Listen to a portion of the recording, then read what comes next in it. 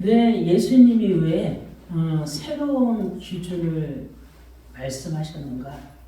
마태복음 5장은 예수님께서 공생의 초기 제자들을 부르신 직후에 선포하신 말씀입니다. 이미 구약에 율법이 있었는데 왜 예수님은 또다시 팔복, 내면에도 율법, 또 원수 사랑에 완전하라는 엄청난 기준을 두셨을까를 우리가 오늘 한번 나눠보기 원합니다. 당시 유대 종교는 행위 중심, 또 겉모습 중심, 또 의식 중심, 또 그리고 바리새적 의가 전부였어.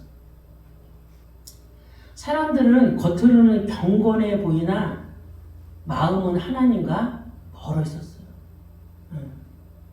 우리도 신앙생활 하면서 사람들이 보기에는 참 믿음 좋다, 신앙생활 잘한다, 예배 잘한다, 뭐 이렇게 또 교회 다니더니 인사성도 바르다, 이렇게 볼 수 있는데 신앙생활에 중요한 거는 마음의 상태.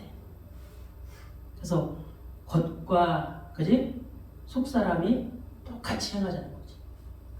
그래서 이사야 29장 13절에 보면은 주께서 이르시되 이 백성이 입으로는 나를 가까이하며 입술로는 나를 공경하나 그들의 마음은 내게서 멀리 떠났나니 그들이 나를 경외함은 사람의 계명으로 가르침을 받았을 뿐이다.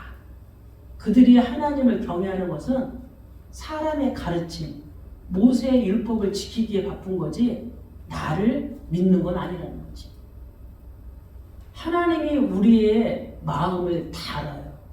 우리가 예배드리러 나오고 예배 자리에 앉아 있어도 이 사람이 신령과 진정으로 드려지는 영적인 예배냐, 아니면 이 사람이 드려지는 예배가 땅의 예배냐, 무엇을 먹을까, 무엇을 마실까, 무엇을 입을까 때문에 나온 건지, 아니면 영혼이 진짜 갈급하고 목마라서 나온지 하나님이 아시기 때문에 이 백성들에게 말하는 거예요. 그들이 아무로 입술로 나를 공경하고 하지만은 그들의 마음은 내게서 떠났다 그래요. 그리고 뭐만 지키려고 그래? 계명만 지키려고 한다는 거지. 사람이 만든 계명만. 그래서 예수님은 하나님 나라의 백성이란 어떤 사람인가를 말씀하고 계시는 거예요. 구원의 은혜를 받은 자가 어떤 삶을 살아야 하는가를 분명히 보여주시기 위해서 산상수훈을 공생애를 시작하면서 제자들에게 말씀하신 겁니다. 이거는 무리들을 지나서 제자들한테 바라보시며, 그때 당시에 제자들을 12를 세웠단 말이야. 그러니까 제자들에게 준 말씀을 누가 들은 거야? 무리들도 들은 거죠. 산상수훈은 단순한 도덕 강의가 아니라는 거예요. 하나님 나라를 사는 사람의 삶의 방향이라는 거예요. 그리고 새 마음을 얻은 사람이 열매로 나타낼 삶의 표준을 밝히는 말씀이라는 거죠. 우리가 산상수훈을 보면은 도덕적 기준이 많아. 뭐 하라, 하지 말라. 원수를 사랑하라. 이런 말도 있기 때문에 사람들이 보기에는 도덕적인 기준이라고 생각하는 것들이 많아요. 그래서 예수님이 산상수훈을 주신 5가지 의도가 있다는 거죠. 첫 번째는 하나님 나라 백성의 새 신분을 선포하기 위함이라는 거예요. 그래서 마태복음 5장 1절에서 12절에 팔복은 이렇게 살아나가 하는 말이 아니에요. 팔복에 대해서 나오는데 먼저 너희는 이렇게 된 사람이라는 거지. 먼저 너희는 이미 복을 가진 사람의 신분을 말씀하시는 거예요. 심령이 가난한 자는 복이 있는 이유가 뭐냐? 그에게 이미 천국이 임했기 때문이라는 거예요. 이미 너는 복을 받은 자라는 거죠. 복을 받은 자가 어떤 자요? 심령이 가난한 자라는 거예요. 애통하는 자가 복이 있는 이유는 하나님께서 의뢰하시는 백성이기 때문이라는 거죠. 즉 예수님은 산상수훈을 통해서 너희는 이제 세상의 기준으로 사는 자가 아니라는 거예요. 하나님의 나라의 백성이라는 거지. 하나님, 세상과 너희는 구별됐다고 말하는 거예요. 그래서 거룩하고 구별된 사람이라고 말씀하시는 거예요. 그래서 구별된 사람답게 하나님의 자녀답게 살아가라는 거죠. 그러면서 팔복을 말씀하시고 계시는 겁니다.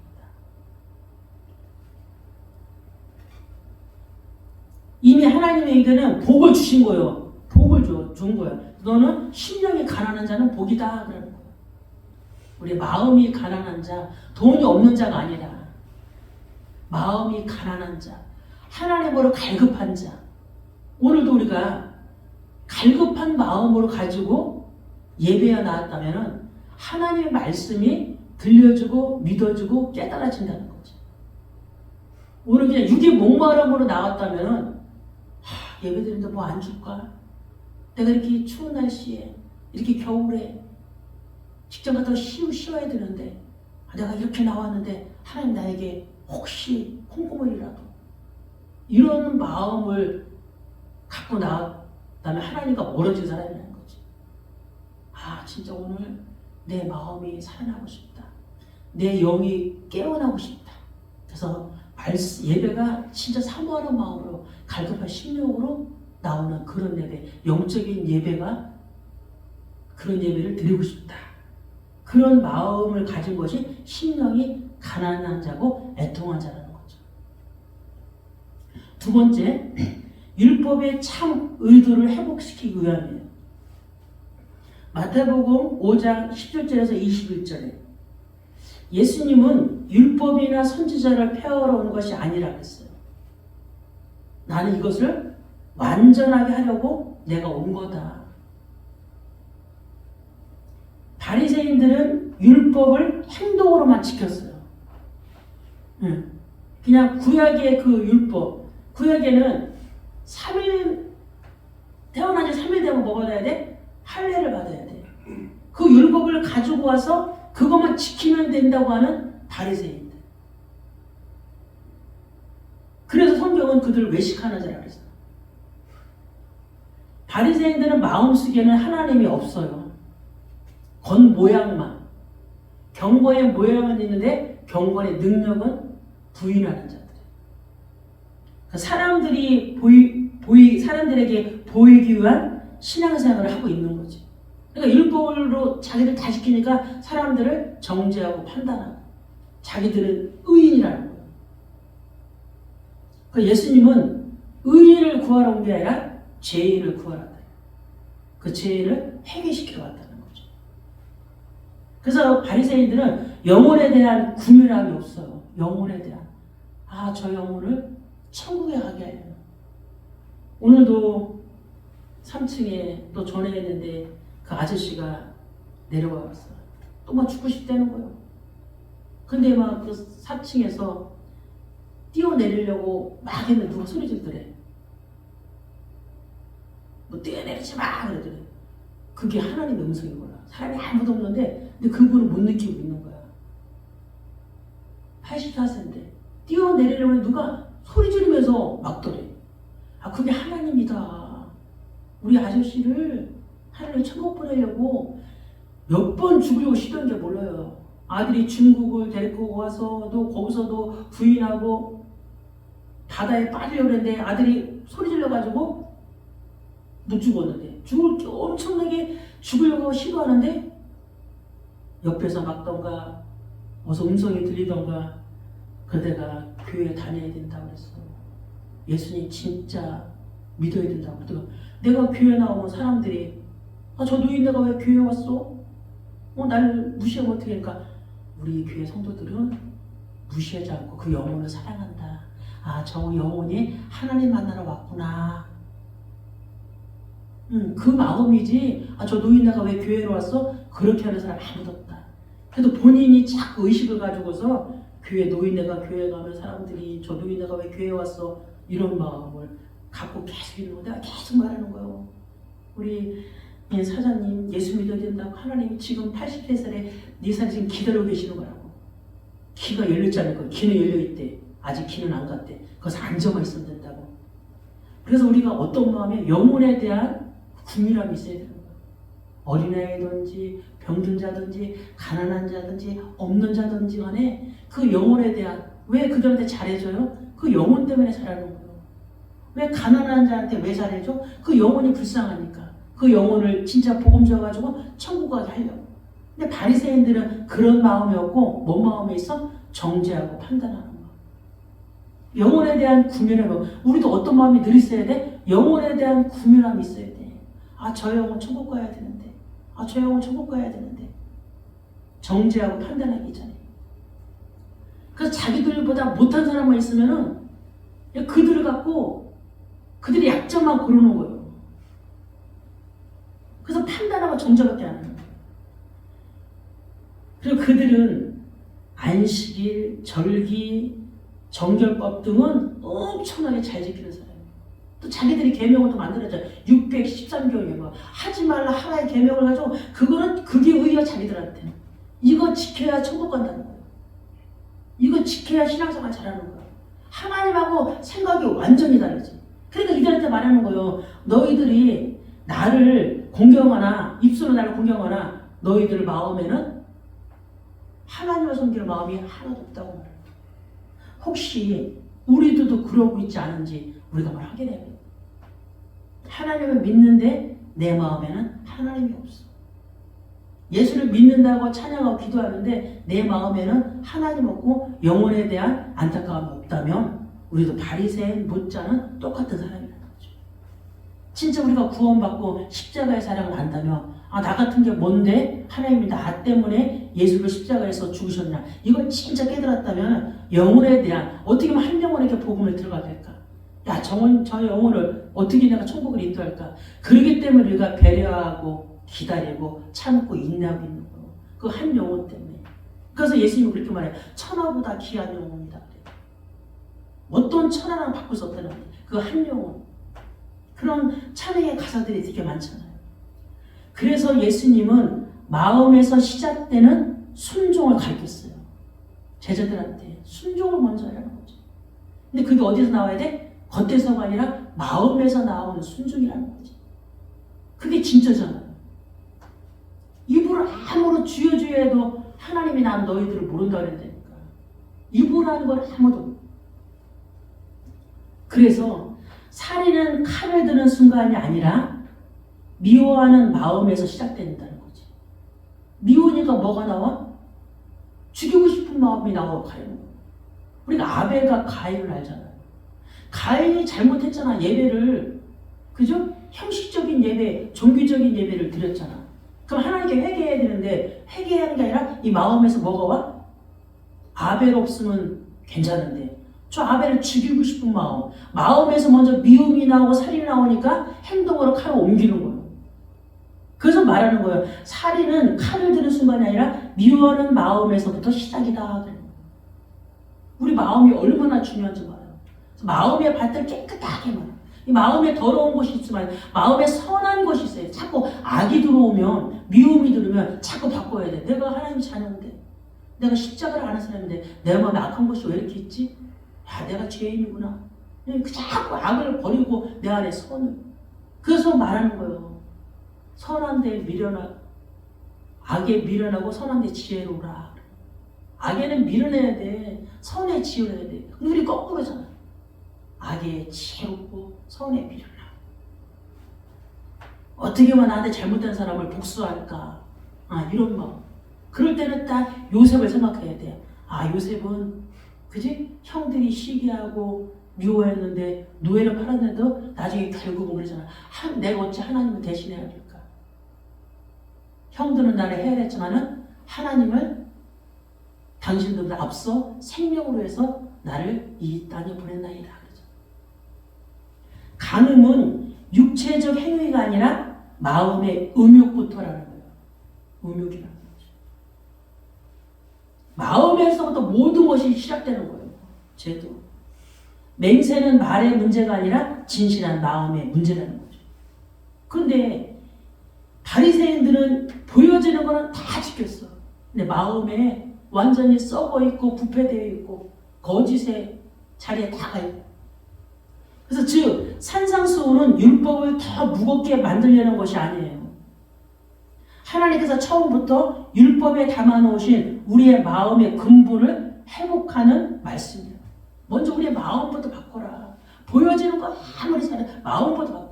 마음부터 바뀌면 보여지는 건 당연히 따라온다는 거죠.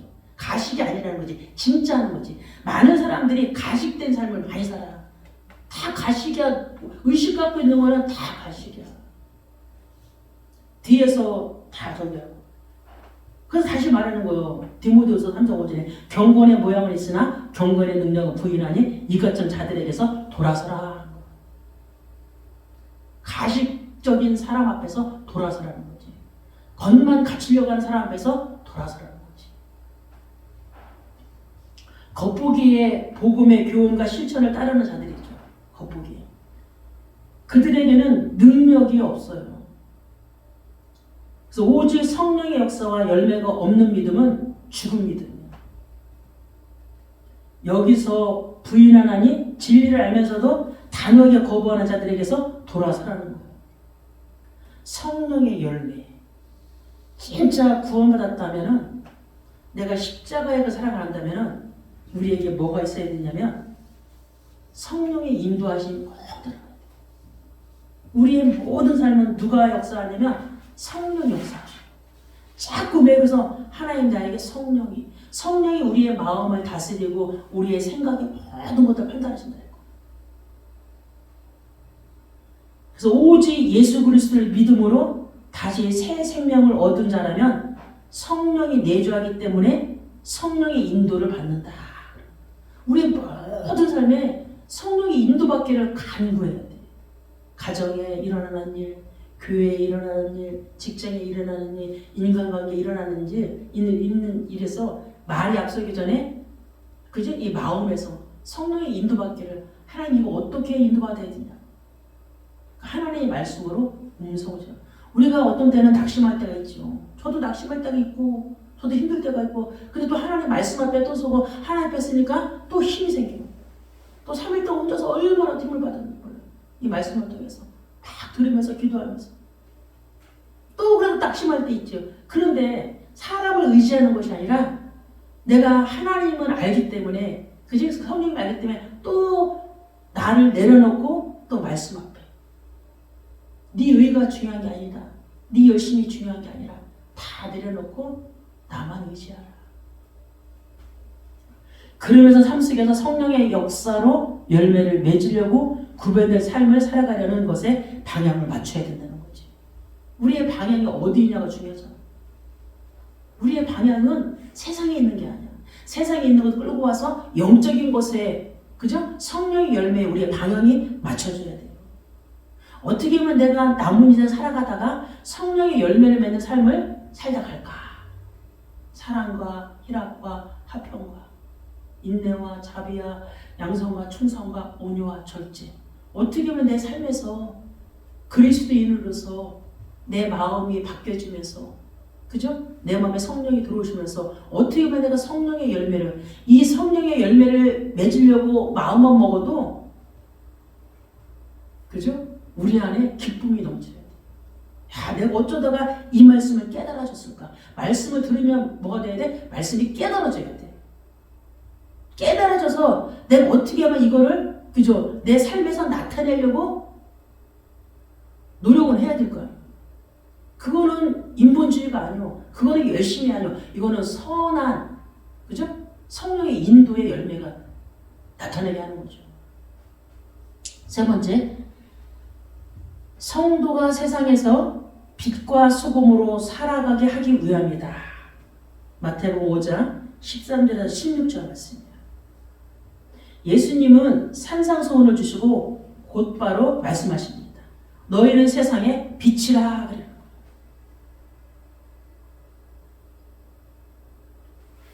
그러면서 그 끝부분에 그렇게 말해요. 너희 착한 행실을 보고 하늘에 계신 아버지께 영광을 돌리게 하라. 팔복의 사람은 마음이 깨끗한 자, 온유한 자, 합하게 하는 자가 되어야 세상 속에서 빛의 역할을 감당할 수 있다고 말합니다. 여기서 마음이 깨끗한 자는 어떤 자냐면 하나님을 바라보고 의를 추구하는 자예요. 마음이 깨끗한 자는 하나님을 바라보는 자라는 거지. 온유한 자는 어떤 자냐면 겸손하고 부드럽고 자기 통제력이 있으며 다툼을 피하는 마음가짐을, 자기 통제력이 있는 사람, 온유한 자. 우리가 신앙생활하면서 그죠? 당연히 겸손해야죠. 나보다 남을 낮게 여겨야죠. 또 여기서 합평케 하는 자는 뭐냐? 사람들 사이에서 평화를 이루고 갈등을 해결하는 자. 사람들을 시원케 해주는 자. 합평을 이루어주는 자요. 가서 분쟁하고 싸우게 만들어주는 자가 아니라 어떤 사람은 싸움을 붙이는 사람이 있더라고요. 거짓말을 시켜서 이간질을 시켜서. 근데 어떤 사람은 그 불에서 그냥 어떻게 하면 합평케 해주고 기쁘게 해주고 서로 안 싸우게 해주고. 우리 신앙생활하는 그리스도인지 이런 삶을 살아야 된다는 거죠. 하나님의 보시기에 심히 좋았더라. 하나님 우리를 창조하시고 그저 하신 말씀이 하나님 보시기에 심히 좋았더라. 야, 하나님이 보시기에 야, 쟤는 사람이 됐어. 세상 사람들이 보기에 사람이 됐어는 눈에 보여지는 거예요. 속사람 몰라. 자기를 가식 떨고 살면 우리 가식하는 거 10년 해도 그 사람 속마음 모른다니까. 아주 철저하게 속으면 그 사람 몰라. 그럼 나중에 10년 뒤에 이 사람이었구나. 우리가 사람 하나를 알아가는 데는 그 사람이 속이면은 20년도 속아갈 수 있어요. 근데 결국 사람은 드러난다는 거지. 사람은 한계가 있거나 결국은 드러나. 근데 성령의 인도하심을 받는 사람은 그 사람에게는 한계가 없다는 거예요. 한계가 와도 또 일어나서 말씀 붙잡고 성령 붙잡고 다시 회복된다는 거죠. 그래서 산상수훈은 세상을 변화시키는 성도의 삶의 방향을 제시하는 표준이라는 거예요. 이 복음은 세상을 변화시킬 수 있다니까. 이게 복음의 능력이요. 우리는 할 수 없는데 내 안에 계신 예수 그리스도는 세상을 변화시킬 수 있는 능력이 있다는 거예요. 그러니까 우리가 어디에 오직해야 돼? 오직 예수 그리스도. 그 말씀에. 네 번째, 외식하는 신앙을 깨뜨리고 내면을 새롭게 하시기 위함이다. 마태복음 6장 1절에서 18절 말씀. 외식의 신앙은 겉은 신앙인처럼 보이지만 마음은 하나님과 멀어진 상태를 말하는 겁니다. 사람의 눈은 속일 수 있어도 하나님 앞에서는 우리의 중심이 드러나죠.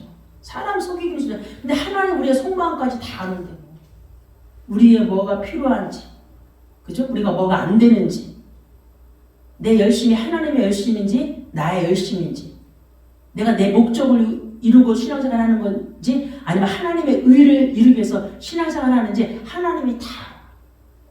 내가 영혼 때문에 그 영혼의 진짜 그 영혼을 살리기 위해서 내가 그지? 그 사람에게 말하는지 아니면 콩고기라고 생기려고 말하는지 하나님 우리의 속마음은 너무 잘 된다. 그래서 우리는 사람에게 잘 보이기 전에 하나님에게 잘 보여야 돼. 그러니까 자꾸 속사람을 바꿔가야 된다는 거죠. 예수님은 겉모습보다 진실한 마음을 원하세요. 말보다 삶이, 형식보다 순종이, 보이는 열심보다 보이지 않는 마음의 겸손과 회개를 더 중요시 여긴다는 거예요.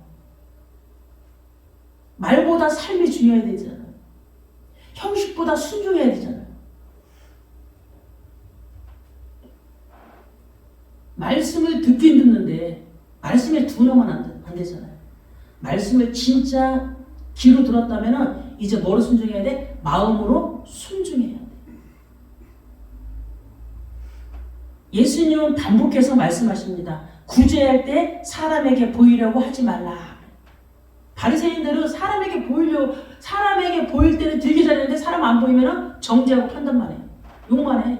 사람 보일 때는 얼마나. 그러니까 기도도 막 거룩하게 서서 할렐루야 놀렐루야 하는데 사람 안 보일 때는 기도도 안 해. 그게 바리새인들이에요. 또 기도할 때 중언부언하지 말라. 금식할 때 그지 찌푸린 얼굴 하지 말라. 금식할 때 감사함으로 기쁨을 해라는 거죠. 그 산상수훈은 겉모습의 경건한 신앙을 부수고 하나님 앞에서 정직한 내면의 신앙을 회복시키는 말씀이라는 거지. 자꾸 이 사도통에서 겉과 속이 같은 사람, 겉과 속이 같은 사람 만들자. 예수님 마음의 중심을 보신다는 거죠.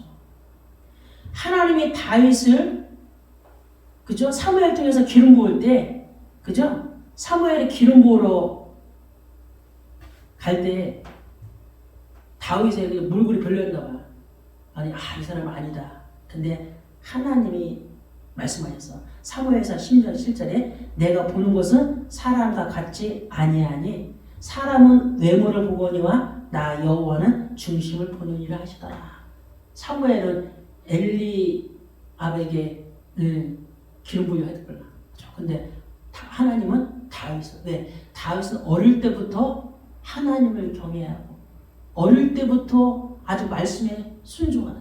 그러니까 다윗이 그 어릴 때 시편을 150편 중에 70편을 기록했다는 거야. 그러면 다윗은 늘 양을 치면서 누굴 의지했어? 양이 벌판에서 혼자 양을 치면 얼마나 외로웠겠냐고. 외로운 그 가운데 한 손에는 실력을 한 손에는 믿음을 겸비해가지고. 그러니까 하나님이 보시기에는 늘 다윗을 추적했던 거예요. 하나님이 지금도 누군가를 추적한다니까. 근데 하나님이 보시기에 마음이 그죠? 마음속으로 하나님을 사랑하는 자를 하나님이 추적해서 그 사람을 쓰시지. 그래서 우리의 신앙은 우리의 인생은 하나님께 잠시 쓰임받다 가는 게 아니라 내가 죽을 때까지 하나님이 보시기에 기쁘게 쓰임받다 가야 되는 거예요. 내 불찰로 뭔가 잘못됐다면 빨리 회개해서 하나님께 돌이키는 거지. 내 마음에서 하나님 제가 죄송합니다. 제가 잘못했습니다. 내가 겉모습의 신앙생활을 했습니다. 이제 진짜 마음으로 신앙생활을 했습니다. 그래서 우리의 신앙은 하나님 앞에서 해야 돼. 꼭 사람 앞에서 말고. 사람한테 잘 보이려고 하는 게 사람이 잘 보이면 뭐였는데 그 사람이 떡을 줘요 밥을 줘요. 하나님한테 잘 보면 하나님 모든 걸 다 채워주는데 야 쟤한테 돈을 줘야 되겠다. 하나님 앞에서 십자가 앞에서 살아가는 거야. 그래서 산상수훈은 도덕적 기준 이전에 내면을 새롭게 하는 말씀이에요. 그러니까 잘못하면 이게 도덕적 기준으로 본단 말이야. 근데 하나님은 우리의 속성을 바꾸시기 위해서 이런 도덕적 표준을 놓고 하나님 말씀하시는 거예요. 그래서 고린도서 5장 18절에 그런즉 누구든지 그리스도 안에 있으면 새로운 피조물이라 이전 것은 지나갔으니 보라 새 것이 되었다. 아직도 하나님의 자녀가 됐는데도 과거의 것에 묶여 살아가는 뭐 때문에요. 우리 집에 가난해서 내가 공부를 못했고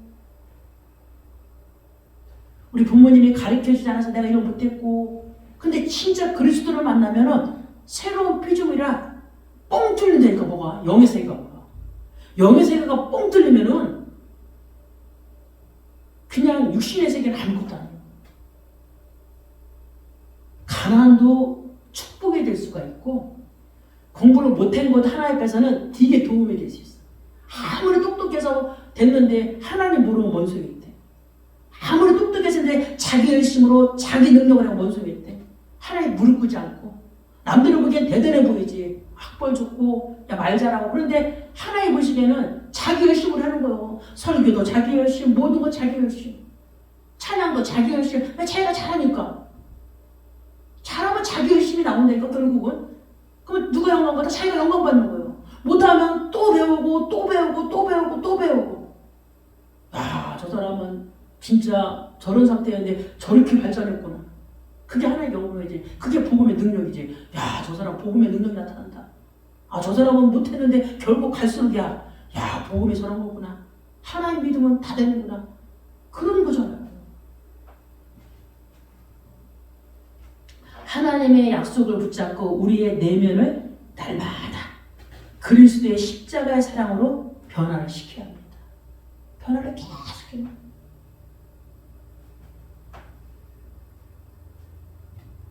내가 예수 믿고 제사함 받아 나의 모든 것 다 변했네. 이거는 겉과 속이 다 변했다는 거예요. 그래서 갈라디아 2장 10절에 내가 그리스도와 함께 십자가 못 박혔나니 그런즉 이때는 내가 사는 것이 아니요 오직 내 안에 그리스도가 사시는 이런 삶을 살아가자는 거지. 내 안에 그리스도가 사는 거예요. 내가 사는 게 아니고 십자가에 내가 못 박혀 죽었다면 이거 죽은 사람은 그리스도를 십자가를 체험한 사람이지. 체험한 사람은 이렇게 살려고 애를 쓴다는 거야. 이거 체험 안 하는 사람은 이 말씀이 그냥 글이야. 근데 이걸 체험할 사람은 이 말씀은 능력이야. 이 말씀이 내 마음에 꽂히는 거야. 아 이런 삶을 내가 계속 이 말씀하는 거는 내가 이런 삶을 살고 싶기 때문에 계속 바꾸려고 이 말씀이 내가 그냥 꽂혀서 아 이렇게 나도 살고 싶다. 그래서 우리의 내면을 새롭게 하려면 우리 안에 예수 그리스도의 십자가의 사랑과 은혜가 충만해야 돼. 그 날마다 우리 안에 구원의 감사와 감격이 넘쳐야 되는 거죠. 아 십자가 내가 처음 볼 때 나의 마음에 큰 고통이 사라져. 나의 마음에 큰 고통이 사라진 걸 십자가를 처음 했다면 우리의 삶이 변화되지 말라도 변화돼. 한번 미치게 돼 있어. 그래서 요한복음 6장 63절에 살리는 것은 영이니 육은 무익하니라.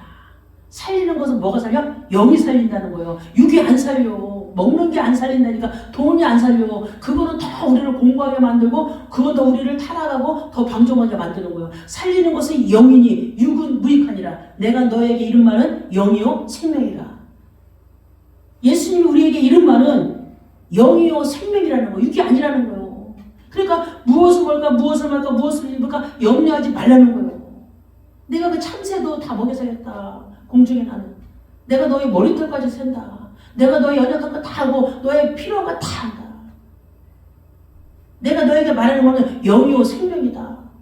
진짜 영생 받아라. 생명 얻어라. 그래야 구원받지. 천국까지. 5번째, 하나님을 가장 사랑하는 삶으로 부르시기 위함이라는 거예요. 그죠? 하나님을 가장 사랑하는 삶. 마태복음 6장 19절 30절에. 그래서 이스라엘 백성들이 가나안 땅 가는 그 모압 평지 앞에서 모세에게 하나님 말씀하셨잖아. 신명기 6장 4절. 뭐요? 오직 여호와는 유일한 하나님이시니. 그죠? 너는 마음을 다하고 뜻을 다하고 힘을 다하여 네 여호와 하나님을 사랑하는 거야. 거기 가서도 흔들리지 말라는 거야. 세상의 그 유혹에 우상에 흔들리지 말고 사람이 너희들 미혹하고 유혹할 텐데 흔들리지 말고 오직 너는 나만 신이다. 나만 하나님이다. 다른 거 신 아니야. 우상이야. 사람이 만든 거야. 거기에 절하지 말고 그거 섬기지 말고 오직 나만 따라와. 네 마음과 뜻과 힘을 다해서. 이건 목숨을 하나님께 내놓으라는 거지. 마음과 뜻과 힘을 다하려면 우리 자신을 하나님께 내드리라는 거잖아. 그래서 마태복음 16장 19절 30절에 그죠? 산상수훈의 중심은 마음을 어디에 두고 사는가요? 마음에 어디에 두고 사는가요? 우리의 마음을 어디에 두고 살아야 돼요? 오직 하나님 예수 그리스도 성령님께 두고 살아야지. 보물을 땅에 쌓을지 하늘에 쌓을지 그죠? 또 두 주인을 섬기지 말라고 하시는 거예요. 우리가 두 주인을 섬길 수 없으니 마음을 재물에 뺏기지 말고 오직 하나님만을 우선으로 섬기라는 겁니다. 돈보다 하나님을 더 사랑해야 돼. 우리 마음속에 돈 하고 있으면 안 된다니까. 건강 하고 있으면 안 된다니까. 우리 마음속에는 진짜 하나님이 더 잘 알아. 내가 무엇을 생각하는지 그 고백을 듣기를 원해. 고백을. 하나님 내가 돈보다 하나님을 더 사랑합니다. 하나님 저 천국 갈 수 있도록 제 마음밭을 바꿔주세요. 이 땅에서 아무리 행복하게 살고 이 땅에서 부자로 살았는데 지옥 가면 뭔 소리래? 진짜 그걸 믿는다면 우리의 내사를 믿는다면 우리가 이 땅에서 해야 될 게 뭐야? 천국 백성을 천국의 기름 준비를 하고 가는 거예요. 그래서 하나님 우리의 마음을 살피신다는 거지. 그래서 다윗이 그죠? 시편 139편 24절에 다윗이 이런 말을 선포했어요. 하나님이여 나를 살피사. 이거 무서운 말이잖아.